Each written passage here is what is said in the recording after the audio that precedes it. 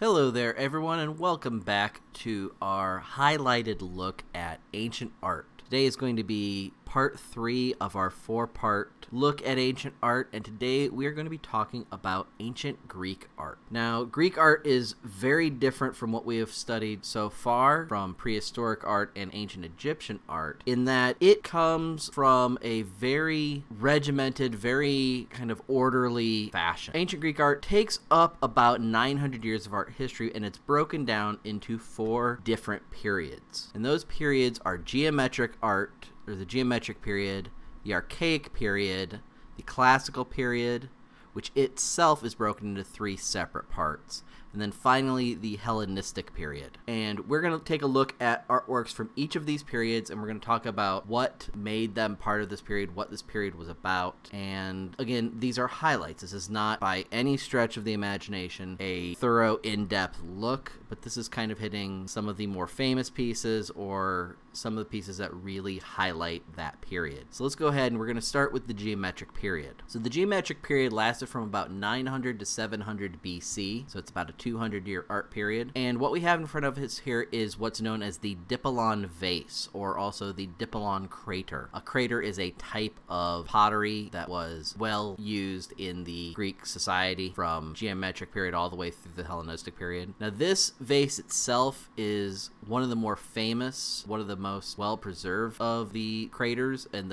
of the Dipylon vases themselves. And this dates from about 750 BC. Now this was used as a grave marker made to hold offerings to the gods. And it is called the Dipylon vase, or the dipylon vase, because it would be situated between 2 standing pylons. So dipylon, 2 pylons. On this, and why this is part of the geometric period, if you can see, the top band is a geometric pattern, almost maze-like in and of itself, and it is then separated into different bands with very simple sort of paintings on them, with figures, with animals, showing great battles, showing basically what this person has done in their life. And they are separated by registers, which are the thin bands with another geometric pattern in them. And then if you follow along, there are multiple registers, multiple bands with different geometric patterns.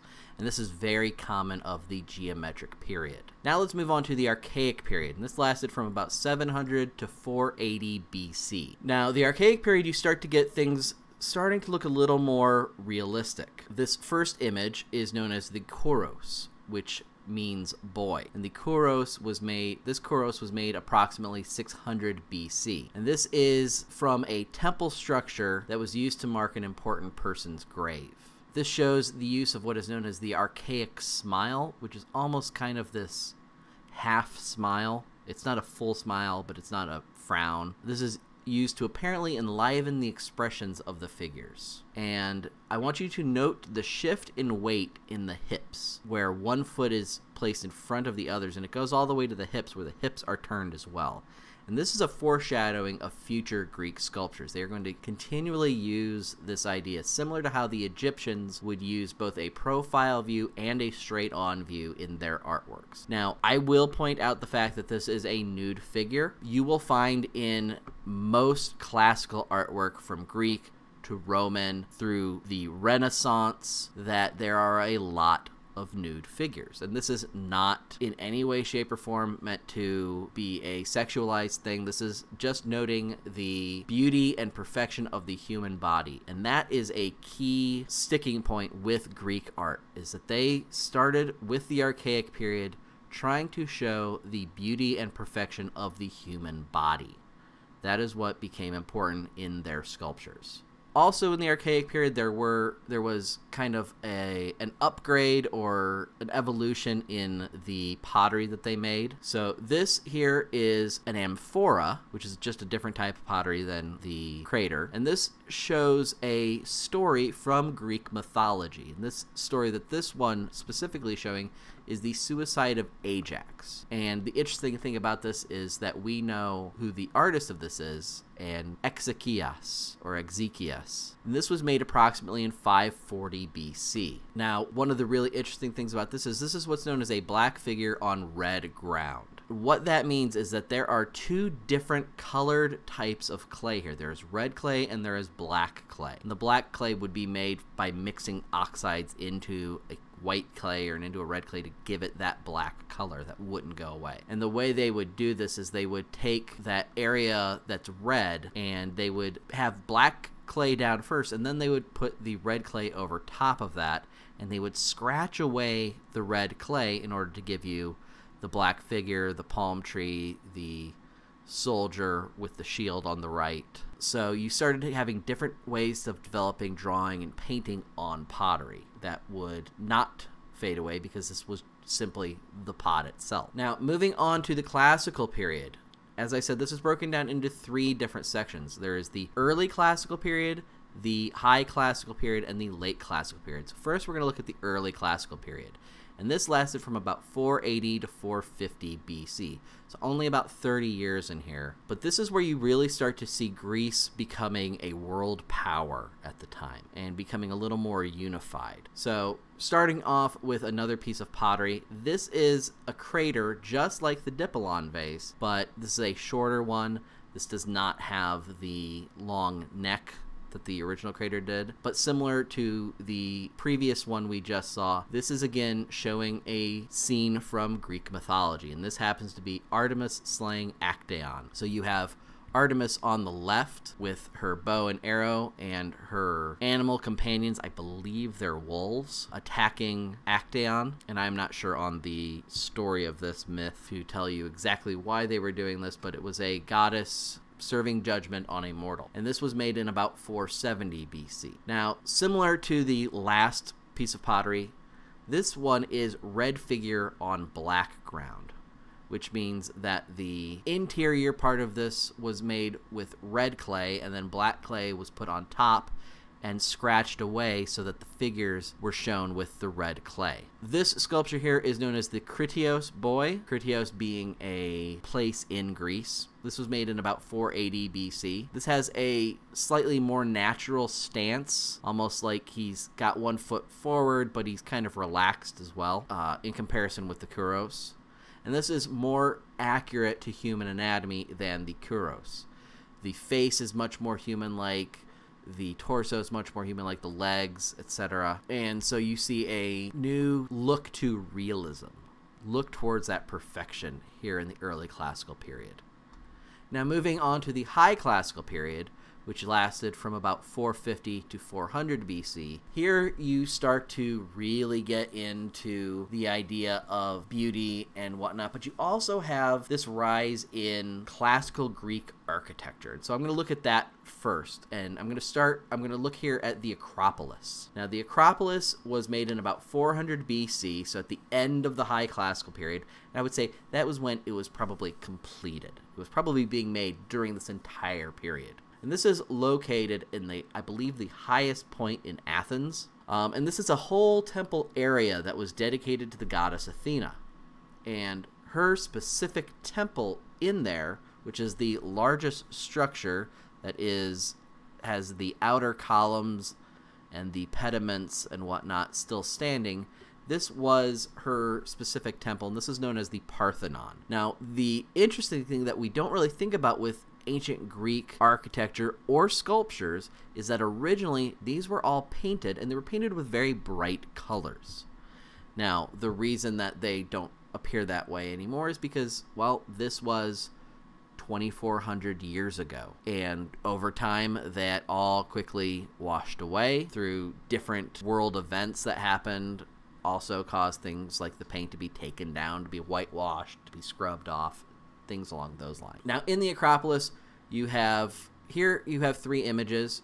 You have on the top a model of what the Acropolis originally would have looked like, and if you can see it, I'm going to point my cursor around there. This right here, this little triangular area on the Parthenon, is known as a pediment, and there would be a number of relief sculptures up there, mostly of Athena and worshippers and maybe the other Greek gods and goddesses, and you can see that it's brightly colored. There would be tile roofs on a lot of these buildings and full walls, and most of this is now gone. The bottom picture on the left, you can see these are the ruins of the Parthenon. This is what's left. A lot of these columns are still standing, and they're still holding up this kind of lintel. So if you think back to Stonehenge, the post and lintel way of making this, they just have a lot of different posts.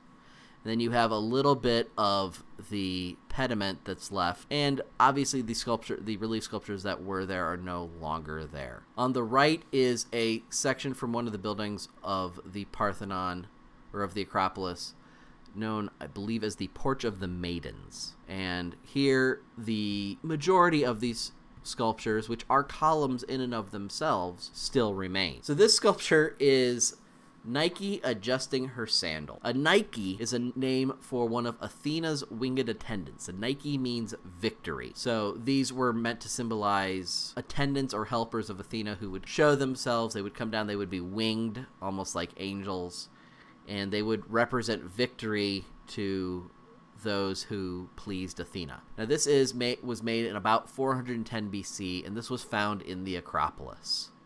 This is what's known as a high relief sculpture, which means it was carved out of a solid slab of marble in this case, and it was carved away from this slab, but you cannot see behind it. So this was meant to be part of a wall. But it's high relief because it's almost fully three-dimensional. So you get this architectural piece like a wall, but you get to have this highly decorative part that is literally part of the wall. Now let's move on to the late classical period. This lasted from about 400 to 323 BC. The late classical period is where you really get to see this emphasis on the beauty and perfection of the human body, to the point that artists started exaggerating these qualities and making people more, in their opinion, more perfect than humans could become, having extra muscles, extra length, certain areas like longer torsos. Now, this sculpture is known as Laocoon and His Sons. This was made in the 2nd or 1st century BC, so maybe actually a little later, but this is an interesting sculpture because it's hard to date this. Now, this sculpture tells the story of Laocoon, who was a seer or a prophet from the Trojan War. And he was a member of the Council of Troy, and when they were presented with the Trojan horse, he was given a vision saying, don't trust this, don't accept it. And when he brought this up, basically, I believe it was Poseidon, didn't like what he had to say. He didn't want them being warned, so he sent sea serpents to kill Laocoon and his sons. And so this is depicting that scene. Now this is an interesting one because this is actually carved from multiple pieces of marble as opposed to one solid piece. So each sun is its own piece of marble. Laocoon himself is actually made up of multiple pieces of marble, and this is larger than life. I'm not entirely sure on the full height of this, but this is definitely not life-size. It is larger than. And one of the really interesting things about this sculpture is that it is unknown if this is the original Greek sculpture or if it is a Roman copy, because the Romans loved to steal Greek artworks when they were invading Greece and have their artists learn from them, make copies, learn how to make sculptures in the Greek style. That is one of the reasons why the creation date of this is completely unknown. It could have been made during this late classical period. It could have been made in the 1st century BC or the 1st century AD even. We're not entirely certain. Now this piece is known as the Nike of Samothrace. So as I said before, the Nikes were the winged victories of Athena. They were these deities or sub-deities that were sent to show the favor of those that pleased Athena when they were victorious in battle. This is also one that's not quite known when it was made. One possible date is 190 BC, which puts it past the late classical period, but because of the subject matter, it's really thought to be part of the late classical period, which dealt more with the mythology of Greece. It dealt more with the gods and the goddesses and things along those lines. Now this is what's known as a sculpture in the round. So as opposed to a relief sculpture like the other Nike, this one is made to be viewed from all angles. And this is was also in what is known as a dynamic pose, which means it's not just standing there. Again, she has one foot forward from the other as if she's taking a step. Her wings are back as if she's landing. And what we don't have are the head and the arms. These were knocked off centuries later by Christians who would do this to a number of Greek statues and Roman statues, because to them it was a sculpture in just taking pleasure in these pagan gods as they saw them. So they thought the best thing to do would be to take away the parts that made it look like they were worshiping another god. The other thing to notice about this is how elaborate and intricate the clothing is on this sculpture. The clothing here, it looks like real fabric, real folds and drapes and flow, and it's all made out of stone. Now, finally, let's move on to the Hellenistic period. This lasted from about 323 to 31 BC. So this last period lasts for almost 300 years.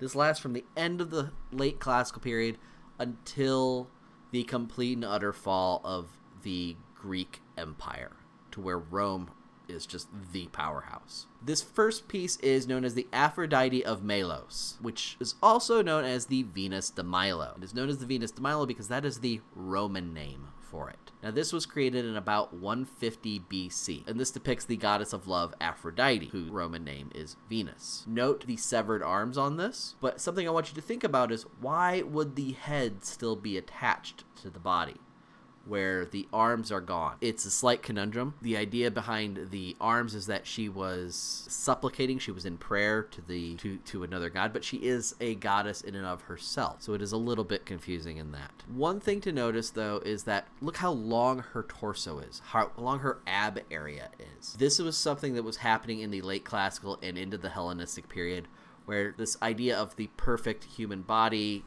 started getting stretched. They started becoming impossibly long. This sculpture is known as the Market Woman. This was made sometime in the 2nd century BC, and this shows now the Hellenistic desire to show the perfection of form in sculpture. So there's a slight move away from making a perfect, beautiful body to now perfection of form. This is how this person is supposed to look.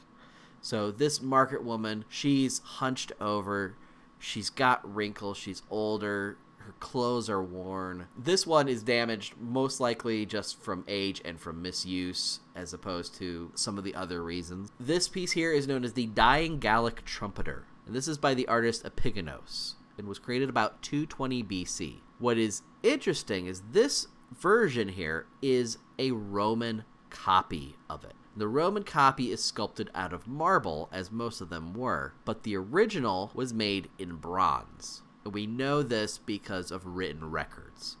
And a number of Greek sculptures would actually be made in bronze and then painted. And then the Romans would take those and they would carve marble copies of them. And the Dying Gallic Trumpeter, what this is showing is, this is, again, just like the Market Woman, this is no longer an image of a mythological person. This is now a historical figure. This is a barbarian from Gaul, which is modern-day Europe, France, Germany, etc. This would have been a trumpeter in this battle, and he is now dying. All right, so questions that I would like you to consider for this. And for those of you who are my students, these are questions I would like to answer for this assignment. Number 1, what is one ancient Greek contribution to art and architecture past Greek society? So thinking about the art and the architecture we've looked at, what is something that you can see that has stayed on? Number 2, what was a common feature in sculptures from the Archaic period? Number 3, during what period was Greek art influenced by the many cultures in the world around Greece? Number 4, what influence did Greek art have on the artists of the Italian Renaissance? Artists like Leonardo da Vinci, Michelangelo, Raphael. Number 5, why would some Greek sculptures have their heads and arms destroyed? 6, what is the major difference between the classical period and the Hellenistic period? Number 7, why were so many Greek sculptures lost to history? So these are the questions that I would like you to consider, to answer, and to turn in your answers. The last part on this will be finishing up ancient art. We'll be looking at Roman and Byzantine art, and we will be doing that in the next episode. So stay tuned for that. I hope you enjoyed this episode. I hope you learned something.